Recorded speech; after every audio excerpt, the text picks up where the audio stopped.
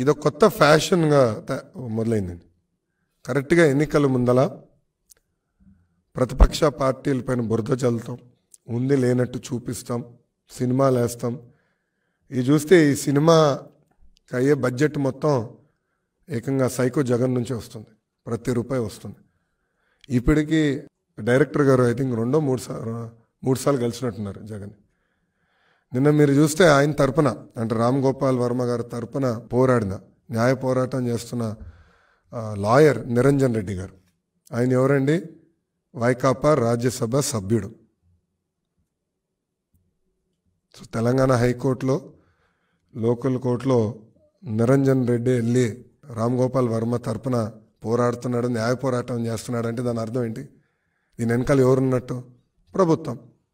Yes, మాకున్న rights, రాజ్యాంగం మాకు రైట్స్ ఇచ్చింది, అది మేము కాపాడాలని కోర్టుని ఆశ్రయించాం. నిజంగానే సినిమా తీయాలంటే హూ కిల్డ్ బాబాయ్ తీయచ్చు,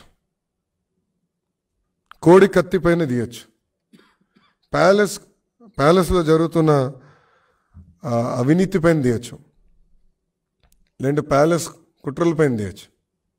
అది చేయకుండా లేనిది ఉన్నట్టు చూపిస్తే తప్పనిసరిగా మేము పోరాడతాం. మాకు రాజ్యాంగం కొన్ని హక్కులు కల్పించింది, ఆ హక్కుల్నే కాపాడాల్సిన బాధ్యత కోర్టుల పైన కూడా ఉన్నాయి.